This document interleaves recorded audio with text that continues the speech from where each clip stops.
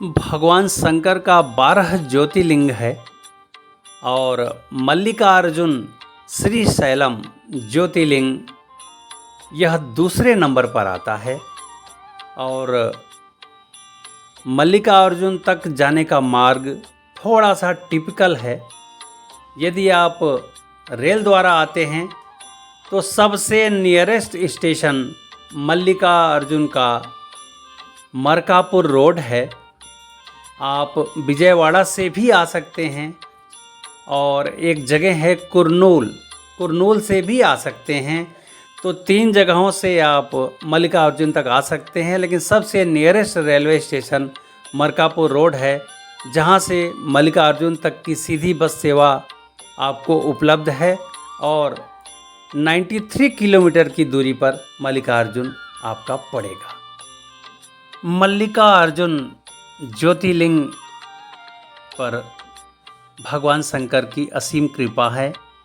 और आइए श्रीशैलम मल्लिकार्जुन में आपका हार्दिक स्वागत और अभिनंदन है। हमने इस वीडियो की शुरुआत नंदी सर्किल से किया है। नंदी सर्कल का मतलब होता है नंदी चौराहा, जो आम भाषा में लोग बोलते हैं। यहाँ पर चौराहा ना बोल के नंदी सर्कल बोला जाता है। और हम आपको सीधे नंदी सर्किल से होते हुए और मंदिर की तरफ लिए चलते हैं।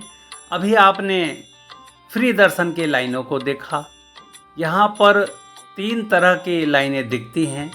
प्रथम फ्री दर्शन, दूसरा 500 रुपये वाला दर्शन, जिसमें आपको अतिशीघ्र लाइन में आगे बढ़ा दिया जाता है और साथ ही साथ भगवान शंकर के शिवलिंग को विधि से देखने का अवसर भी दिया जाता है। और समय उसका निर्धारित है। उस निर्धारित समय में आप भगवान शंकर के शिवलिंग को स्पर्श भी कर सकते हैं। दूसरा आपकी लाइन है 300 रुपये वाली। 300 रुपये वाली लाइन और 500 रुपये वाली लाइन पैरेलल में चलती है। अंतर सिर्फ इतना है कि आप 300 रुपये वाली लाइन में भगवान शंकर के शिवलिंग को स्पर्श नहीं कर सकते। केवल 8 मीटर की दूरी से, यानी कि लगभग 20 या 22 फीट की दूरी से आप केवल भगवान शंकर को निहार सकते हैं, दर्शन कर सकते हैं और उनको देख सकते हैं। अब आइए 150 रुपये की बात करता हूँ मैं। 150 रुपये वाले लाइन 300 रुपये और 500 रुपये वाले के जस्ट पीछे वो समाप्त होता है। लगभग वहाँ से भगवान शंकर के शिवलिंग की दूरी लगभग 10 मीटर होगी और वहाँ भी आप भगवान शंकर का दर्शन कर सकते हैं। लेकिन इस दर्शन में थोड़ा सा समय आपको लगेगा। 300 रुपये और 500 रुपये वाली लाइन बहुत फास्ट ट्रैक है और 150 रुपये वाली ओनली फास्ट मान सकते हैं। लगभग तब भी 1 घंटे का समय इसमें लगेगा।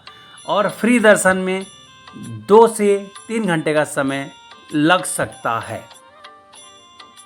मंदिर परिसर में कैमरा अलाउ नहीं है।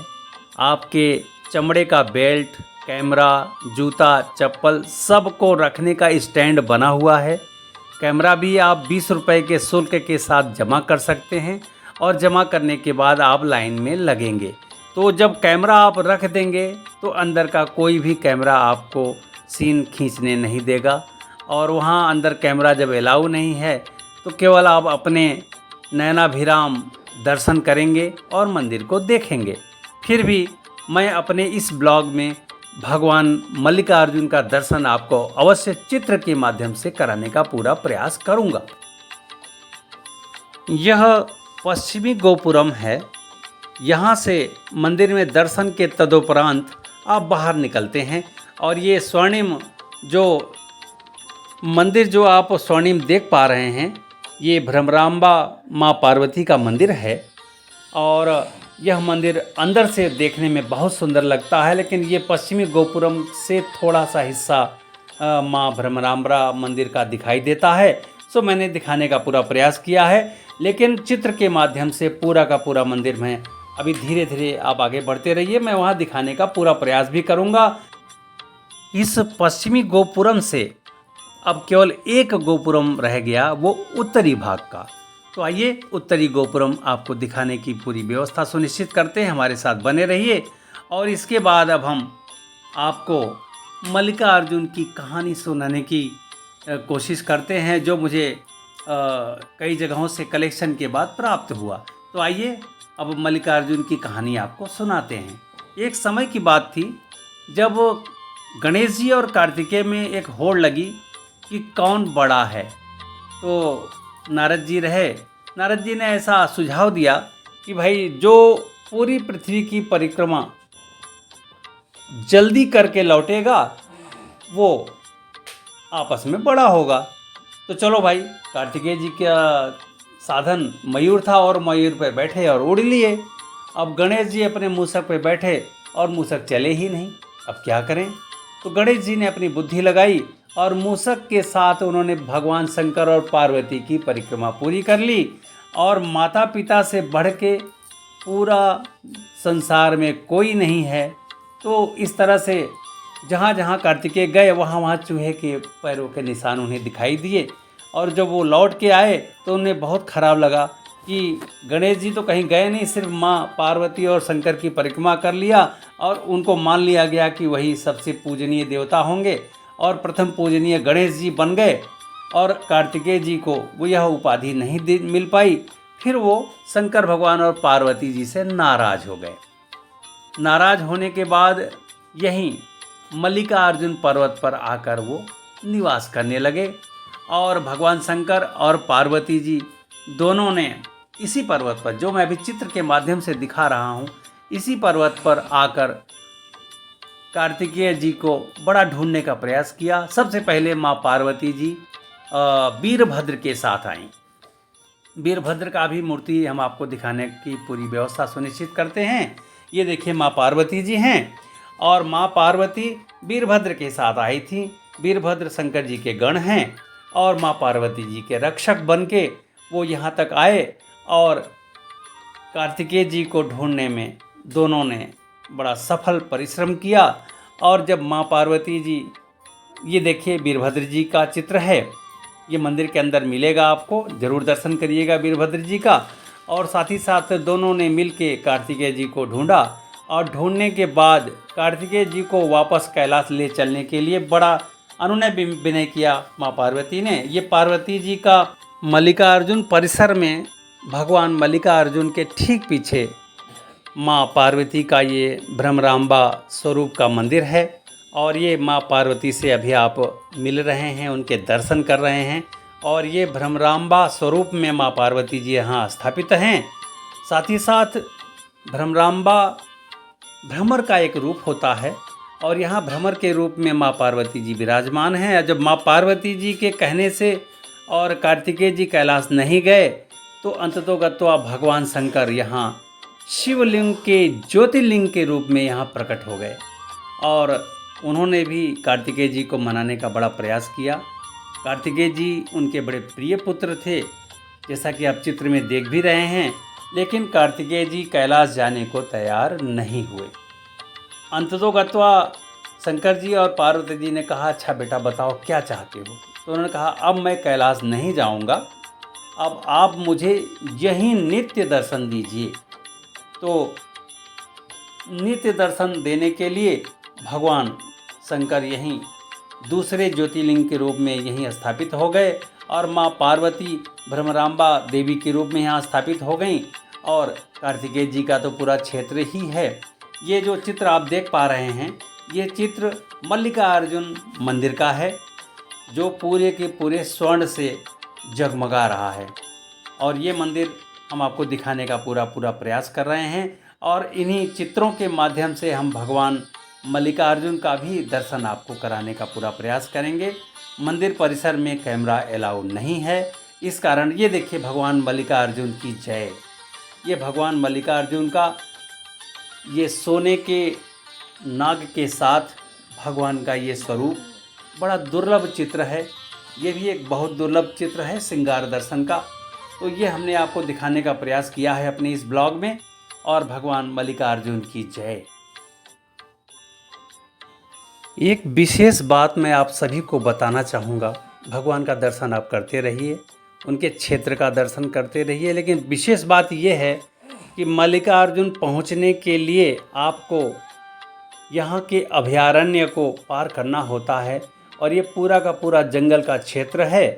और इस जंगल के क्षेत्र में रात्रि 9 बजे से लेके और सुबह 6 बजे तक कोई भी वाहन का आवागमन नहीं होता। यानी कि रात में 9 बज गया तो आप मल्लिकार्जुन नहीं पहुंच पाएंगे, बैरियर पर ही आपको रोक दिया जाएगा।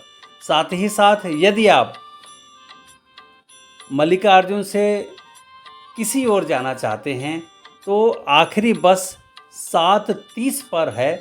उसके बाद वो बैरियर लगभग एक या सवा घंटे में पार कर जाती है, यानी कि 9 बजे के आसपास वो बैरियर पार कर जाती है। और उसके बाद किसी भी बस की सेवा मल्लिकार्जुन से आवागमन की नहीं होती। इसलिए विशेष ध्यान रखिए, रात के 9 बजे आप रोक दिए जाएंगे बैरियर पर और फिर सुबह 6 बजे बैरियर पर ही आप आगे जा पाएंगे। तो बहुत बेहतर है, समय का विशेष ध्यान रखिए, ऐसा साधन का उपयोग करिए जो रात के 9 बजे से पहले पहले मल्लिकार्जुन पहुंचा दे। या मल्लिकार्जुन से निकलना है तो आखिरी बस सेवा 7:30 बजे रात में ही है।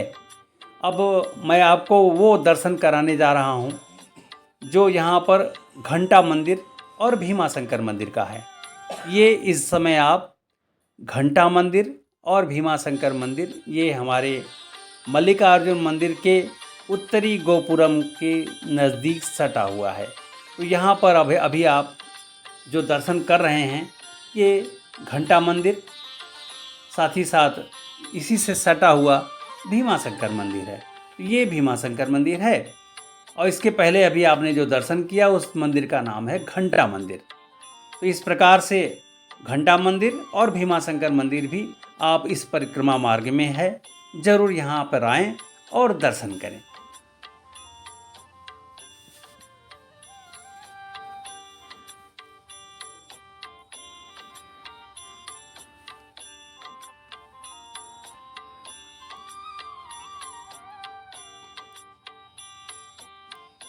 मल्लिकार्जुन द्वितीय ज्योतिर्लिंग है और इस ज्योतिर्लिंग का दर्शन सोमनाथ के बाद करना चाहिए नियमतः।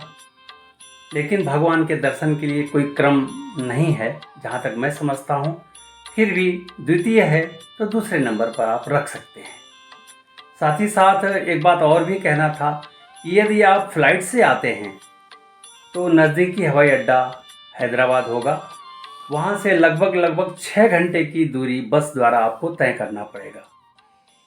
और यदि आप तिरुपति आते हैं तो तिरुपति से भी आप 8 घंटे में मल्लिकार्जुन बस द्वारा आ जाएंगे। तो तिरुपति के दौरान भी आप मल्लिकार्जुन आने का प्रोग्राम अपना बना सकते हैं। साथ ही साथ एक बात फिर मैं बताना चाहूँगा कि यहाँ पर नॉर्थ इंडियन खाना मिलना थोड़ा सा मुश्किल है। जो मिल भी रहा है तो वो साउथ इंडियन खाने जैसा ही है। यहाँ पर होटल न लीजिएगा, बेहतर है कि हमारे इसके पहले वाला ब्लॉग को ज़रूर देखिएगा। यहाँ आश्रम खूब हैं और आश्रम की व्यवस्था होटल जैसी है।